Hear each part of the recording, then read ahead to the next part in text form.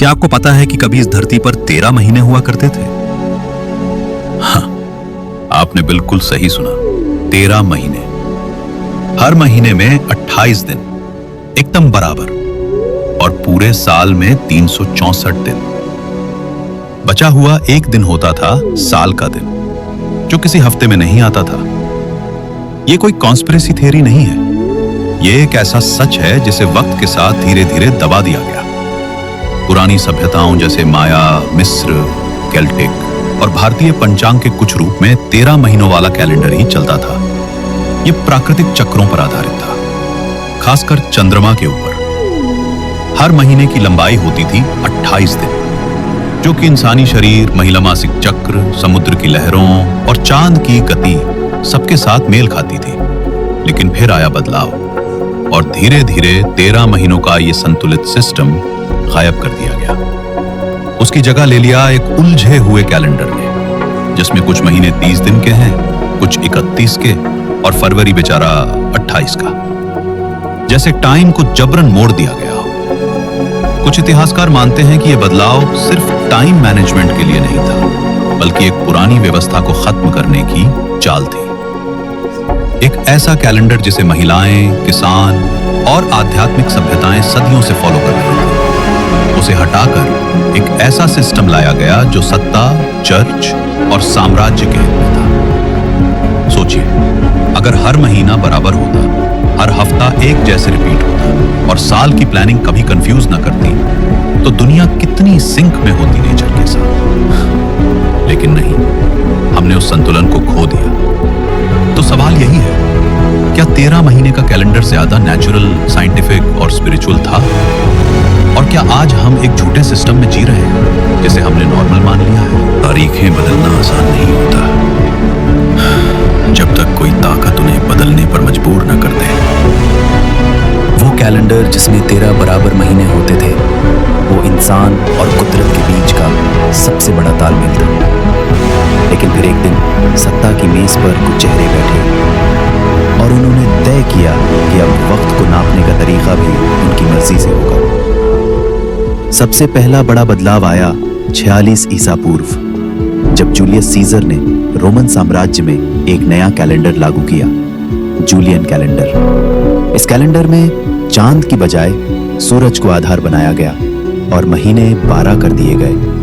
वजह दी गई कि चंद्र कैलेंडर से हर साल थोड़ी गड़बड़ी हो जाती है, जिससे त्योहार और मौसम मिसमैच्ड हो जाते हैं। लेकिन असल में यह सिर्फ एक टेक्निकल बदलाव नहीं था, ये एक पावर शिफ्ट था, एक ऐसी कोशिश जिससे वक्त पर भी इंसान का हक हो जाए, और वो भी सिर्फ राजा और चर्च का इंसान। जूलियन कैलेंडर में भी गलती थी, हर 128 साल में एक दिन की गड़बड़ी होती थी। फिर आया पोप ग्रेगरी 13, जिसने 1582 में ग्रेगोरियन कैलेंडर लागू किया, और आज तक पूरी दुनिया उसी के हिसाब से चल रही है। अब सोचिए, क्या पोप का मकसद सिर्फ सही तारीखें देना था, या फिर एक ऐसा समयबद्ध सिस्टम खड़ा करना था जिसमें धार्मिक त्योहार, टैक्स, स्कूलिंग और सोशल ऑर्डर सब उनकी मुट्ठी में रहे? ग्रेगोरियन कैलेंडर में महीने रैंडम तरीके से बांटे गए, कोई 31 दिन का, कोई 30, और बेचारा फरवरी सिर्फ 28 का। एक ऐसा सिस्टम जो नेचर के रिदम से पूरी तरह डिस्कनेक्टेड था, लेकिन इंसानी कन्वीनियंस और कंट्रोल के लिए परफेक्ट था। कुछ इतिहासकारों का दावा है कि 13 महीनों के कैलेंडर को खत्म करना सिर्फ लॉजिकल नहीं था, यह सिंबॉलिक था, क्योंकि 13 का सीधा कनेक्शन महिला चक्र, मेंस्ट्रुअल साइकिल और चंद्रमा से था। पुराने स्पिरिचुअल सिस्टम्स में औरत को चंद्र शक्ति माना जाता था, और शायद इसलिए 13 नंबर को बाद में अनलकी घोषित कर दिया गया। चर्चेस ने 13 को अशुभ, पापी और अशांत बताया, ताकि उस पूरे सिस्टम को ही लोग रिजेक्ट कर दें। आज भी बहुत से कल्चर्स में 13 तारीख को शादी नहीं होती, 13 नंबर की बिल्डिंग मिसिंग होती है, और फ्राइडे द 13th को डरावना दिन माना जाता है। लेकिन शायद असली डर ये नहीं था कि 13 कोई अभिशाप है।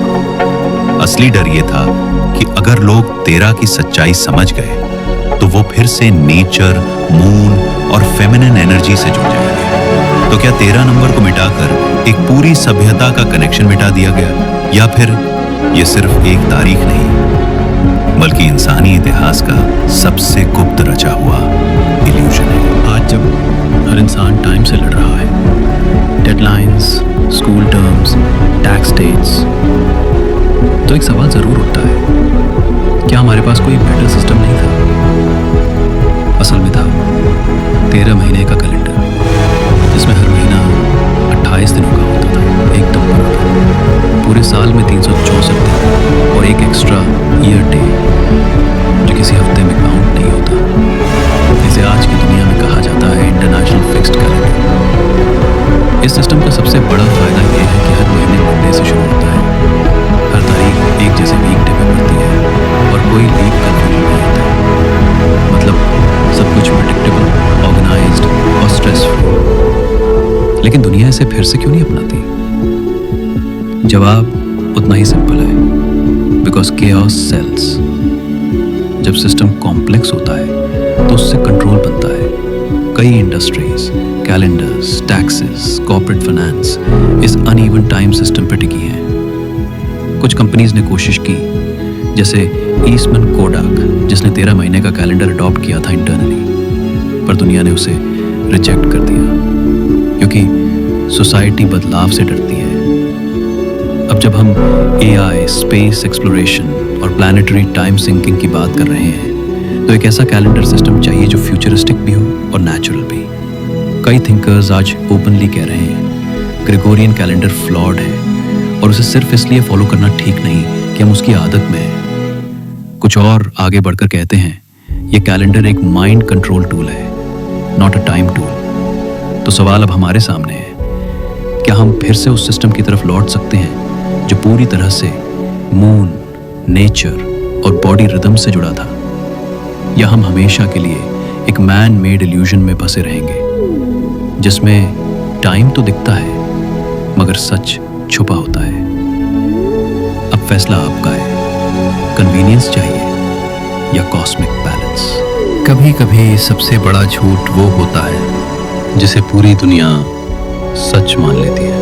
हमने सदियों से एक ऐसे कैलेंडर को फॉलो किया है जो ना बराबर है, ना नेचुरल और ना ही स्पिरिचुअली कनेक्टेड। हम उसे सही मानते हैं क्योंकि हमें बचपन से यही सिखाया गया है। लेकिन क्या सच वही होता है जो हमें बताया जाए? 13 महीनों वाला कैलेंडर कोई मैजिक नहीं था, वो एक ऐसा सिस्टम था जो इंसान को नेचर से, खुद से और आसमान से जोड़ता था।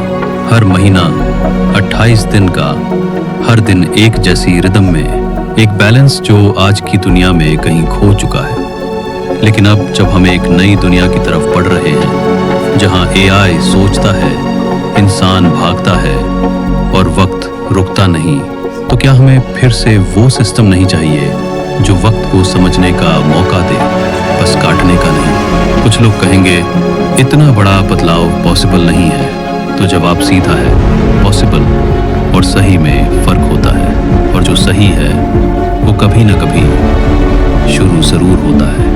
अब वक्त है सवाल पूछने का, क्या हम एक असमान, कंफ्यूजिंग और ह्यूमन मेड सिस्टम में जीते रहेंगे, या फिर हम उस नेचुरल साइकिल की तरफ लौटेंगे जो इंसान और कुदरत को एक साथ चलने देता है? टाइम सिर्फ क्लॉक पर नहीं चलता, वो आपके अंदर भी बहता है। और शायद इसीलिए 13 महीनों का सिस्टम हमारी सोल की फॉरगॉटन भाषा है जो अब हमें दोबारा याद आ रही है। तो अब फैसला आपको करना है, कन्वीनियंस चाहिए या क्लैरिटी, ट्रेडिशन चाहिए या ट्रुथ। जो सिस्टम दिया गया वही चाहिए या जो सही हो वो अपनाना है, क्योंकि वक्त बदलता रहता है, पर जो वक्त को बदल दे वही असली इनकलाब होता है।